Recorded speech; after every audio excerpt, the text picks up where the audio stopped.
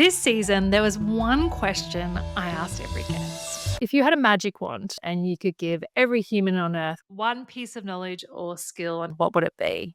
not what you should know, not what would make you more productive or successful, but the one thing that if we truly embodied would change the way that we live, love, and lead.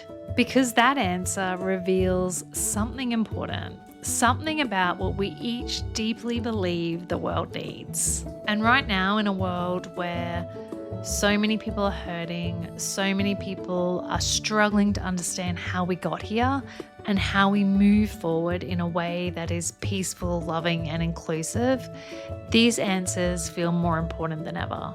So in this episode, I'm sharing all of these answers, not because there's one magic way forward, but because every small change matters, every ripple counts. And sometimes the simplest moments, a kind gesture, a brave conversation, simply softening can start to change everything. Honestly, listening back to these in compilation was really heartwarming. I hope you enjoy listening to them as much as I did.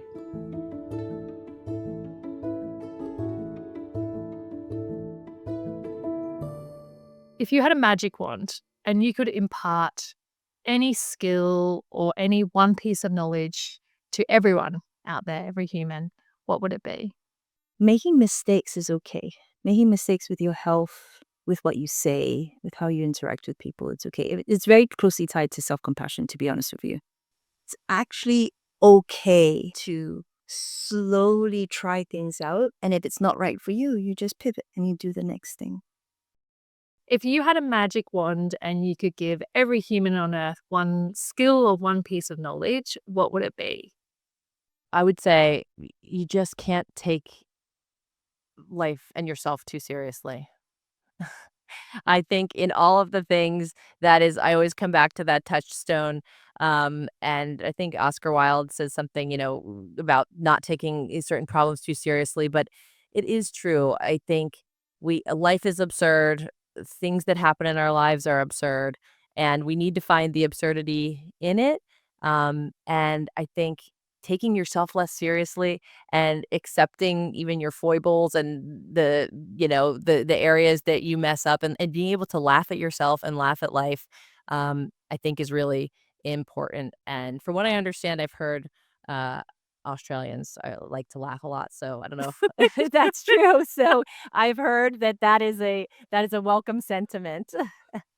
It's a very welcome sentiment. I have to hold myself in check actually on podcasts a lot because I laugh too much and it makes editing really difficult. So I find myself sometimes silent laughing, just trying to hold it in because Well, you've got it. That's the key to life. You're nailing it. it is. It's not the key to podcasting, but it is the key to life. Or nailing silent laughing for podcasting. Yes, exactly. If you could impart one piece of knowledge or one skill on all humans to improve their sex lives, what would it be? One skill. So I guess one skill would be the ability to talk. I think that's the most important thing, is the ability to actually address things without judgment and without shame, and just be a bit more curious and extroverted when it comes to this topic, and when it comes to your own pleasure over time. So I think that's the biggest skill, but obviously it's really hard to develop that, particularly when it's been a hard topic to talk about for millennia. So that, I think, is a really good skill to build that intimacy with yourself and with any partner that you've got, and just standing up for yourself and valuing your own pleasure and realizing that actually you are totally deserving and worthy of that. And no matter what your religious belief is, or which God you believe in, but actually your God has created a body that has been designed for pleasure. It wouldn't have put those bits in there if it wasn't designed to be pleasurable. So address those cultural and religious beliefs and realize that your body is there to enjoy. If you had a magic wand and you could give every person in the world one skill or one piece of knowledge that would support, greater body positivity, what would it be? I love this question. Such a beautiful question. I would give the gift of being able to pause with kindness. Because I think when we're able to pause with kindness, we can witness our own thoughts and feelings with curiosity, with compassion, and really understand where we're coming from, and I think, and not just for ourselves, but also for other people too. And I just think that would lead to a much kinder world. You know, for me, one of the privileges of being a psychologist and sitting with people and really hearing their stories and where they come from is that every behavior makes sense when you understand where someone, what someone has been through. And, you know, however destructive or dangerous or hostile or no matter what, I've just found over and over again that the more I'm able to sit and really understand what someone has been through, the more everything makes sense. And I think, yeah, if I was in your position, me too, I would probably do exactly the same thing. And I think if we're able to pause and with kindness and give ourselves that gentleness and that respect, and the same for other people, I think we'd be a lot happier. I love that. It would be a beautiful, beautiful world. I think that is such an important skill to develop in ourselves, for ourselves, and for others, and just to build that kind of world that we want, where people do understand each other, where we can be kind, we can be compassionate towards each other with just such a simple starting point. Just pause with kindness. I love that. If you had a magic wand and you could impart one skill or piece of knowledge on every human, what would it be? I had a lot. I was actually thinking about this. So I had lots of different things in my head. And I was thinking about all the different strategies and everything. But I do think it's as simple as what sits between fear in general, that emotional state of fear, and hope is trust. And the one thing I would say to everyone is it actually takes time to develop trust. So nurture your relationship, practice communication, show up for one another. I do really worry about so much that we're engaging with right now is online, and that we're developing these relationships and these contexts based on these really short snaps of information that we're getting without the whole story. And it actually is really impacting our ability to listen. It's impacting our ability to listen to ourselves and impacting our ability to listen to one another. I would say we actually need to really work on trust with one another. And it takes time and it takes development and practice. And I would say a lot of behavior occurs in the context of fear or hope. So a lot of behavior is fear driven. It's fear. It's a threat response. It's a stress response. Or a lot of behavior occurs because I'm very hopeful. I'm motivated. I'm excited. So behavior occurs often within these two really extreme spectrums. And I would say what sits between that is trust. Trust in myself, trust in the social world around me, trust that people are going to lift me up, they're going to support me, they're going to help me get there. Trust is so, so powerful.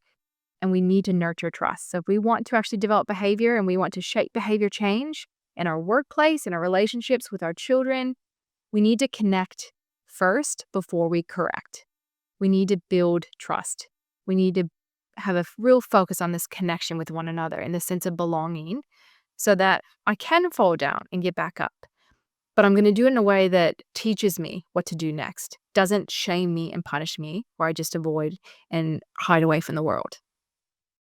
I want to ask you, if you had a magic wand and you could impart one piece of knowledge or one skill on all humans, what would it be?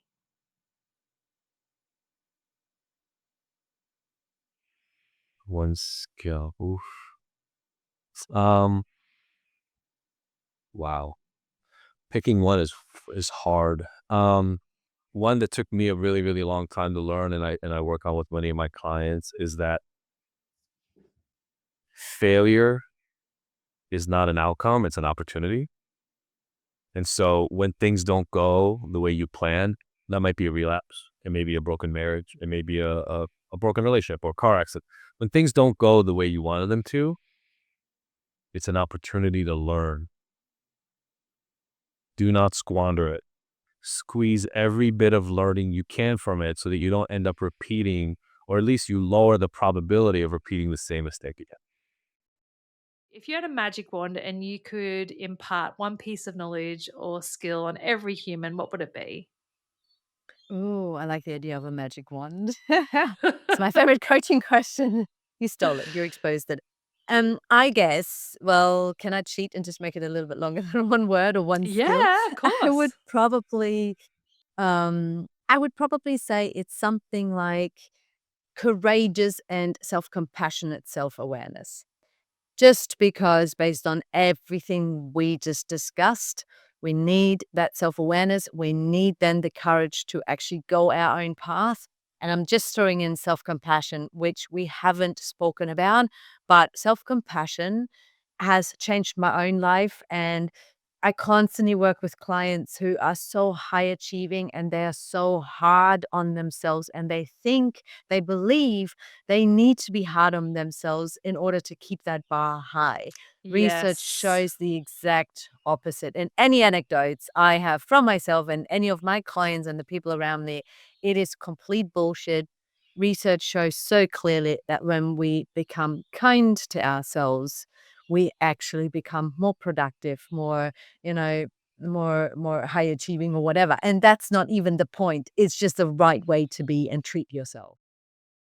And that brings us to the end of this episode and this season. After all of the stories, insights, tips, and reflections that have been shared, I want to leave you with this. Wherever you are, start there with one conversation, one small act of care, one new perspective. Because honestly, there is no single one right place to start. Wherever you begin, it creates a ripple, whether that be buying a stranger a coffee, helping a parent on a long haul flight, or covering someone's groceries who's doing it tough. The magic isn't in the wand, it's in us. It's in what we choose to share, how we choose to love, what actions we choose to take. I hope these conversations have sparked something for you and you take that with you into your everyday moments, your relationships, and your communities. Because the world doesn't change all at once, but it does change when we do.